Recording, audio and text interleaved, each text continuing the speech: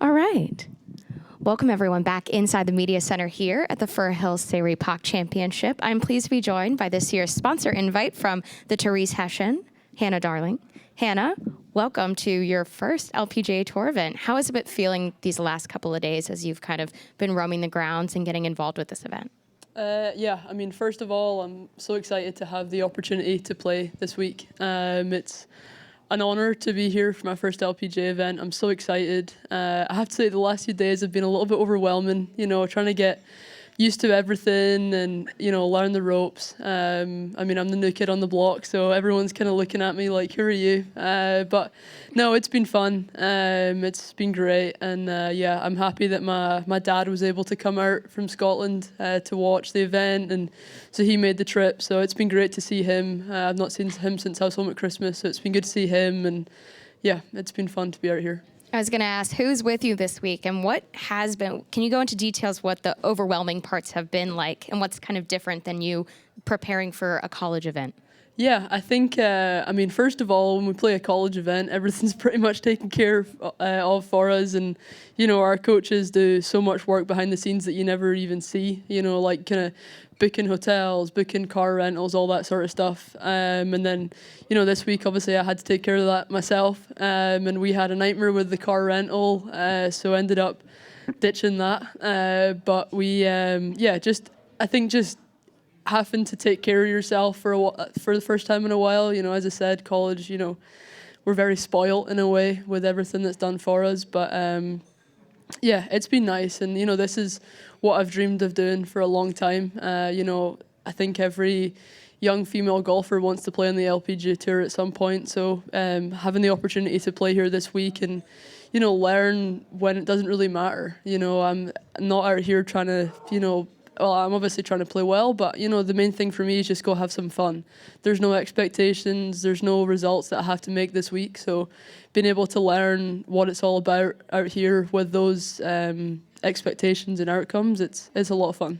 Now, you gained the sponsor exemption through your play at the Therese Hessian, going 3-0 in your matches there. What was it like when you learned that you would be playing in this event? And what do you remember most from, playing Palos Verdes in that capacity to now?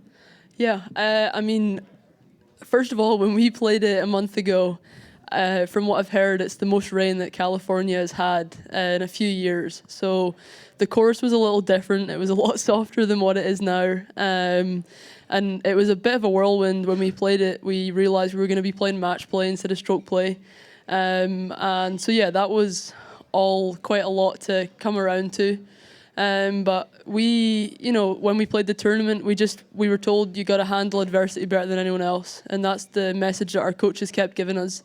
And so, we just went out and we won each point as it came. And then in the end, the team actually won by 1 hole, which was crazy to learn. And then the winning team obviously was able to nominate one of their players to play in this event. And I've been playing pretty well throughout the season and won 3 of my matches in the match play. So I was honoured that the coaches decided to pick me. So yeah, it was quite a surreal moment. I remember phoning my parents, very excited, and telling them all about it. And then I told the team, and I mean, they're all so excited for me. And when we were here, I had the team behind me, and this time it's a little bit different. They're not here, but I have to say the support that I've got from my team at the University of South Carolina is unmatched. They're family, and yeah, I wish they were here with me this week, but I know they're supporting from afar.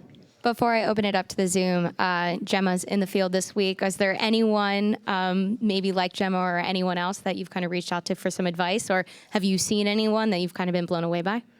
Yeah, Gemma actually reached out to me last night. I've not actually met her properly, but she reached out and sent me a really nice text. So that's been really nice. I also know there are alumni in the field this week from South Carolina. Anna Pelez, she's playing. So I saw her last night and kind of spoke to her a little bit. I mean, I think, I wouldn't say I know that many people out here, but, the people I do know are definitely a huge support. And yeah, hopefully I can kind of see them a few times this week and, just have some nice chats with them. Yeah. All right, Nick, I'll start with you all the way from Scotland. All the way, yeah, sunny Glasgow. Yes, hi, Hannah, how are you? Good, how Nice are to see you? you again. Yeah. Good, aye, good, good. What was that incident with the hire car? Sorry to, was there? Yeah, to be honest, it was about 2 hours worth of back and forward. Ended up with them not accepting a UK driver's license from me or my dad. And then the cards got declined, and there was no reason for the cards to get declined. So yeah, we ended up just getting an Uber to our host family, and thankfully our host family this week, actually, Zoe and Dave Carney, they have been the nicest people, and they're actually letting us borrow one of their cars for the week. So it was kind of a blessing in disguise that it didn't work out with the rental car, but they've been great. They've been so supportive this week. So yeah. Aye.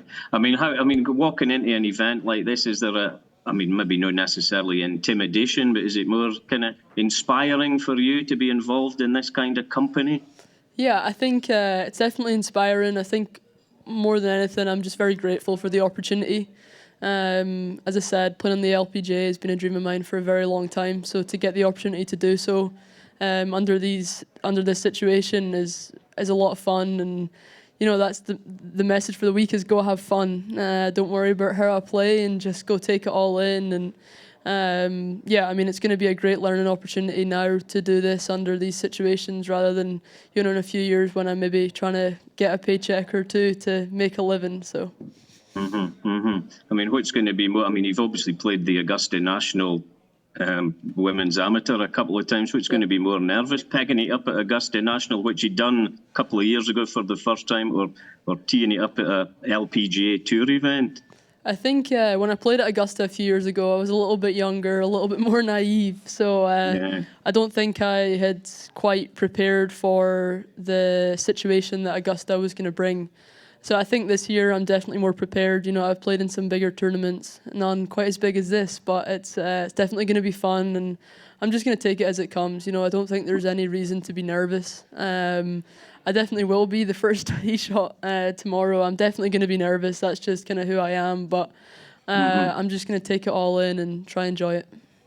Yeah. I mean, you've been winning golf events for years now, hasn't it? It seems like you've been around for a long time. But I mean, what's kind of the progression you've seen in your game? I mean, it's obviously all trending in the right direction. Has it been kind of quicker than you expected, or? If I'm going to be honest, I would actually say it's been a little slower than I had thought it would be. You know, I came into university 2.5 years ago and just about won my first college event. Played great and was coming off a really hot summer in Scotland. That, you know, I played a Curtis Cup and stuff, and you know, it's just been a little bit of a struggle. I've been trying to figure out some things. You know, when you move halfway across the world, there's things you have to figure out with even just trying to take care of yourself day in, day out. I don't have my mum here looking after me anymore, so having to figure all that out, that's a big adjustment in itself. And then trying to play golf off the back of that is a little bit difficult. But, you know, I'm figuring it out, and I won my first college event 3 weeks ago at our home event. So, you know, that's given me a bit of a boost. And, you know, I've always known my game is there. You know, playing in college, I've had quite a few good finishes, so I've always known it's there. But, you know, it's up and down, and that's how golf is. You know, you hear a lot of players talking about that. It's up and down. So I'm just learning as it goes and trying to get a little bit better every day. Great stuff. I'll let Beth Ann have a wee crack. Thank you. Hannah, I'm just curious, you have such a huge stretch coming up here. What is your schedule like after you leave this week going into Augusta National? I have a red eye on Sunday night and class at 2 p.m. on Monday. That's the only schedule I can think about. But no, I've got a week off next week. Well, I call it a week off. We've still got class and practice, but a little bit of a more chilled week to catch up with exams and stuff that I've missed and catch up with schoolwork. But then next Sunday, I'm going to drive to Augusta. I'm going to pick my mum up from the airport. My dad is here, so he's sticking around till then. I'm going to pick my mum up from the airport and just, you know, see her again and just appreciate being back with family. And then we'll go take on Augusta and see what we can do. How are you a different player going in this year than, you know, technically or game, you know, in terms of the strengths of your game than you were last year at Augusta National? I think I would say I'm more experienced, but then I would also say that my golf game has matured a little bit more. I would say I was a little bit, my first year when I played, I was a little bit immature in a way. I didn't quite know how to, I knew how to play a golf course like that, but I just didn't know how to strategically kind of plot my way around a golf course like that. So I think I'm just learning about my game a lot more, and I've played a few harder golf courses over the last few years and known kind of some better ways to handle myself on a golf course. So I've definitely understood that, and Champions Retreat is one of the tougher golf courses we play as an amateur, so that's going to be a lot of fun. But yeah, again, I think I'm also I'm carrying a little bit more belief right now than I have in the last few years than I've played.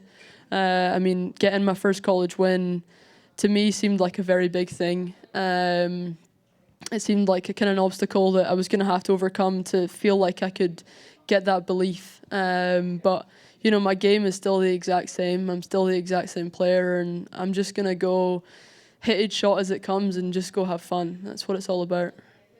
And then just what's your earliest memory of the Masters? I'm trying to think. I think